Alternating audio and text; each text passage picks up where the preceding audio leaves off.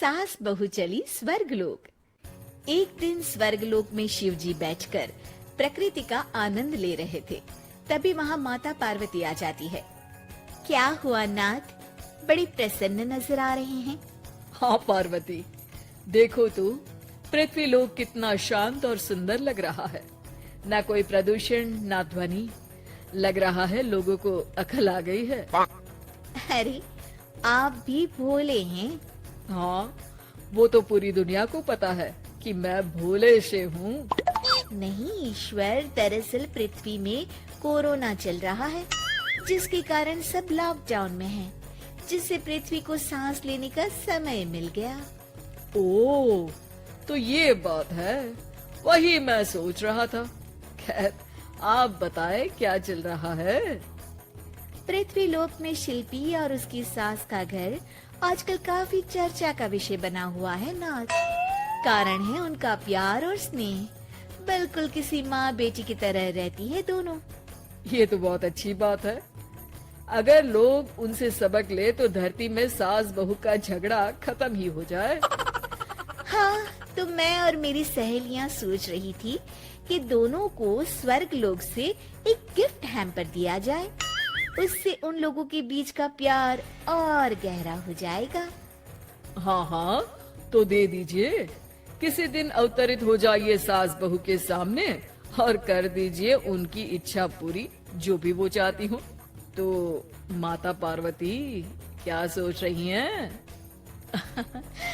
आपने कह दिया तो ठीक है, मैं किसी दिन ऐसा ही करती हूँ। वहीं धरती में शिल्पी और उसकी सास। अरे बहू उठ जा, सुबह हो गई है, चाय लाई हूँ, चल मिलकर दोनों साथ में पीते हैं। हाँ माँ, आइए ना बैठिए। सुबह आपका चेहरा देखती हूँ तो दिन अच्छा जाता है। ऊपर से पार्वती माँ ये सब देख रही होती हैं। अच्छा माँ, आप जल्दी से नहाकर पूजा कर लीजिए, मैं नाश्ता बना देती हूँ। सास नाश्ता करते हुए।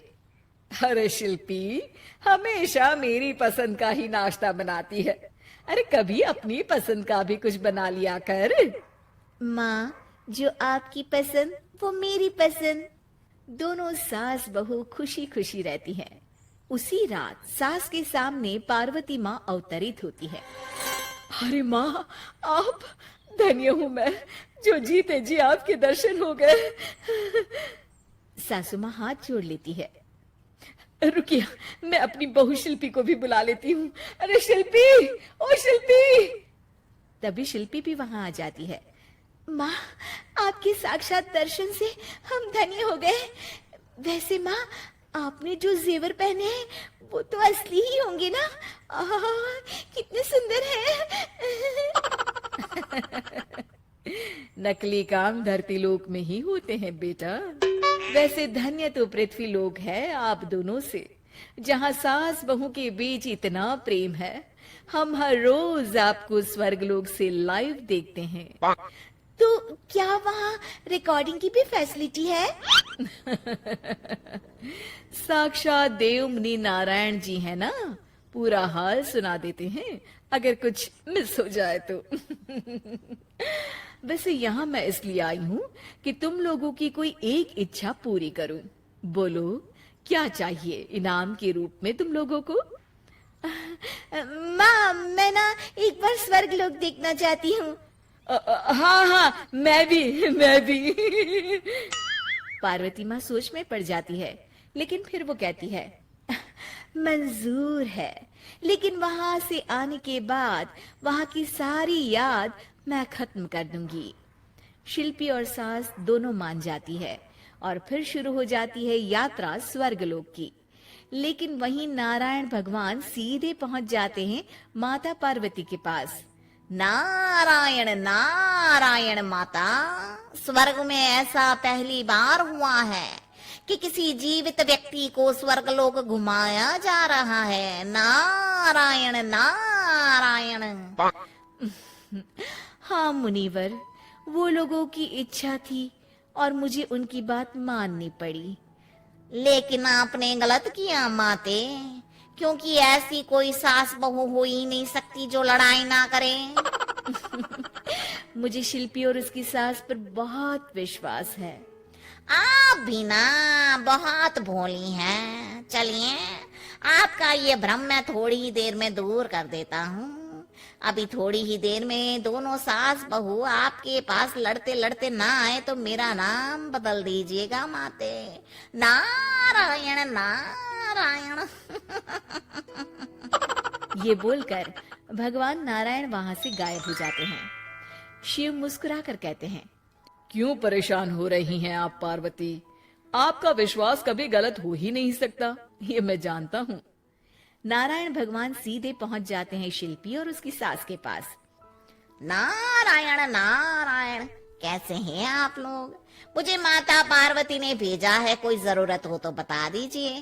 नहीं नहीं, हम ठीक है, हमें किसी भी चीज की जरूरत नहीं है। तुम तो सच में बहुत ही संतुष्टि रखने वाली महिला हो शिल्पी, तभी तुम्हारी सास के साथ गुजारा अच्छे से हो रहा है। अरे नहीं नहीं, ऐसा नहीं है। मम्मी जी तो मुझे बहुत प्यार करती है, मेरा ख्याल रखती है, माँ की तरह सम्मान और विश्वास भी रखती है मुझ पर। अरे तभी तो उस हीरो के हार के बारे में नहीं बताया जो उन्होंने अपनी अलमारी में रखे हैं। उन्हें डर होगा कि कहीं वो हार तुम ना ले लो। नारायण नारायण। शिल्पी की सास ये बात सुनकर हैरान सी रह जाती है। नहीं नहीं मुनिवर, मैं मानती हूँ कि उस हार के बारे में मैंने शिल्पी को नहीं बताया, लेकिन कारण ये हरगिज नहीं है कि वो शिल्पी ले ना ले। हाँ, तो फिर क्या है कारण, बताना जरा। शिल्पी बीच में ही बोल पड़ती है, अरे मुनिवर, कारण क्या है ये मुझे नहीं जानना। हार मम्मी जी का है, ये मैं जानती हूँ। सास हैरान हो जाती है। बहू, कैसे कैसे जानती है तू ये बात? माँ जी, शादी के वक्त आपकी ननद यानी बुआ सास ने मुझे उस हार के बारे में बताया था कि कैसे वो हार आपकी माँ की आपके पास आखिरी निशानी है। मैं ये भी जानती हूँ कि आप उसे कोई जेवर के रूप में नहीं बल्कि एक निशानी के रूप में देखती हैं, और आपके और बुआ जी के बीच कोई लड़ाई ना हो, इसलिए मैंने आपसे ये बात नहीं की। अरे जीती रहे बहू, जीती रहे, तेरे जैसी बहू भगवान सबको दे। दूर से माता पार्वती और शिव जी नारायण के इस खेल को देख रहे होते हैं। तभी पार्वती वहां आ जाती है और अपने गले से एक हार निकालकर शिल्पी को देती है।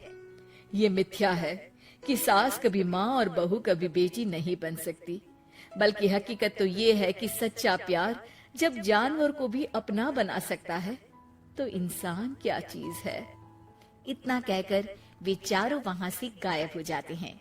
अब शिल्पी और उसकी सास वापस अपनी जिंदगी में आ जाती है, जहाँ शिल्पी के गले में वो हार रहता है जो माता पार्वती ने उसे दिया था।